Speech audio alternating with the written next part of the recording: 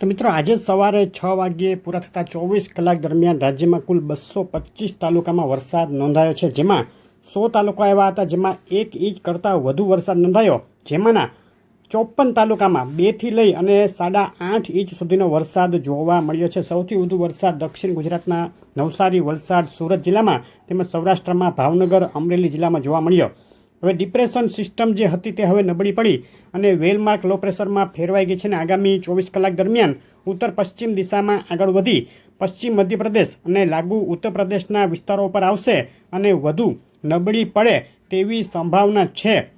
હવામાન વિભાગે આજે સમગ્ર ગુજરાતમાં ચોમાસું બેસી ગયાનું એલાન કર્યું છે. હવે ફક્ત પશ્ચિમ રાજસ્થાન અને અમુક વિસ્તારો પંજાબ, હરિયાણાના, તે સિવાય સમગ્ર દેશમાં ચોમાસું બેસી ગયું છે. સેટેલાઇટ પિક્ચર ઉપર નજર કરીએ તો ગુજરાતનું છેલ્લી 24 કલાકનું સેટેલાઇટ પિક્ચર તમે જોઈ રહ્યા છો. સમગ્ર ગુજરાતમાં વાદળો જોવા મળ્યા હતા, પરંતુ વાદળો મોટેભાગે થંડરસ્ટોર્મના હતા, જેને લઈને અમુક વિસ્તારોમાં ફક્ત ઝાપટા અને છાંટછૂટ જોવા મળી છે. પશ્ચિમ સૌરાષ્ટ્ર, કચ્છના પણ સીમિત વિસ્તારોમાં છાંટછૂટ અને ઝાપટા જેવો હળવો વરસાદ જોવા મળ્યો છે. 700 એચપીએ ઊંચાઈ ઉપરનું સર્ક્યુલેશન હજુ પણ સક્રિય છે અને ડિપ્રેશન સિસ્ટમથી લઈ અને દક્ષિણ ગુજરાત અને સૌરાષ્ટ્રના વિસ્તારો સુધી લંબાઈ રહ્યું છે અને આગામી 24 કલાક હજુ આ જે સર્ક્યુલેશન છે તે સક્રિય રહેશે. ભેજની વાત કરીએ તો 700 એચપીએ ઊંચાઈ ઉપર અત્યારે દક્ષિણ ગુજરાત, પૂર્વ મધ્ય ગુજરાત અને સૌરાષ્ટ્રના જે મધ્ય સૌરાષ્ટ્ર, દક્ષિણ સૌરાષ્ટ્ર અને પૂર્વ સૌરાષ્ટ્રના વિસ્તારો ઉપર વધુ ભેજ છવાયેલો છે. કચ્છ, ઉત્તર ગુજરાત અને પશ્ચિમ સૌરાષ્ટ્રના વિસ્તારો ઉપર ભેજનું પ્રમાણ હજુ પણ ઓછું જોવા મળી રહ્યું છે. વરસાદની વાત કરીએ તો આજે આ રાઉન્ડનો મુખ્યત્વે છેલ્લો દિવસ ગણી શકાય. આવતીકાલથી વરસાદના વિસ્તારોમાં ઘટાડો થઈ શકે, પરંતુ હજુ આવતીકાલે રાત સુધીમાં દક્ષિણ ગુજરાતના કાંઠા વિસ્તારો, સુરત, નવસારી, વલસાડના જિલ્લાઓમાં ભારે વરસાદની શક્યતા ગણી શકાય. દક્ષિણ ગુજરાતના એ સિવાયના વિસ્તારોમાં પણ મધ્યમથી ભારે વરસાદ ઘણા સ્થળે જોવા મળશે.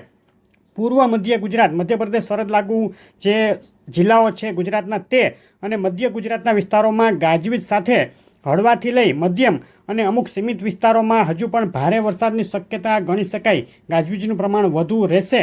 ઉત્તર ગુજરાતમાં બનાસકાંઠા, પાટણ આસપાસના વિસ્તારોમાં છૂટાછવાયા સ્થળે હળવો મધ્યમ વરસાદ ગાજવીજ સાથે જોવા મળે અને અમુક સ્થળોએ હળવા ઝાપટા જોવા મળશે. સૌરાષ્ટ્રની વાત કરીએ તો હજુ પણ દક્ષિણ સૌરાષ્ટ્ર, ગીર સોમનાથ જિલ્લો, અમરેલી, ભાવનગર જિલ્લો, અમુક વિસ્તારો બોટાદ જિલ્લાના, રાજકોટ જિલ્લાના અમરેલી અને ભાવનગર સાઈડના વિસ્તારો, આ વિસ્તારોમાં મધ્યમથી લઈ અને ક્યાંક ભારે વરસાદ આવતી 24 કલાક દરમિયાન જોવા મળી શકે છે. આ વિસ્તારોમાં પણ આવતીકાલથી વરસાદના વિસ્તારોમાં ઘણો ઘટાડો થશે. તે સિવાયની વાત કરીએ તો ઉત્તર સૌરાષ્ટ્ર, સુરેન્દ્રનગર, મોરબી જિલ્લામાં અમુક સ્થળે ગાજવીજ સાથે હળવો વરસાદ અને ક્યાંક મધ્યમ વરસાદ જોવા મળી શકે. પશ્ચિમ સૌરાષ્ટ્રમાં ગઈકાલે કહ્યા મુજબ ખૂબ સીમિત વિસ્તારોમાં આપણે કહ્યું હતું કે વરસાદના વિસ્તારો છૂટા છવાયા રહેશે, તો ખૂબ સીમિત વિસ્તારોમાં છાંટછૂટ અને હળવા ભારે ઝાપટા અને ક્યાંક હળવો વરસાદ, એવો વરસાદ જોવા મળ્યો છે.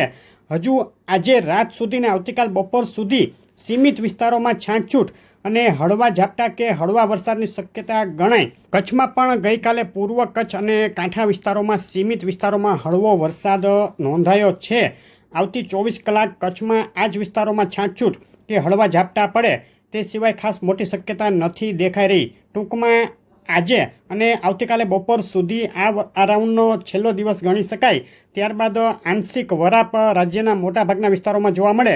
ગુજરાત રિજિયન, દક્ષિણ ગુજરાત, પૂર્વ મધ્ય ગુજરાતમાં હજુ 2 દિવસ સુધી છૂટો છવાયો હળવો મધ્યમ અને ક્યાંક ભારે એવો વરસાદ ચાલુ રહેશે.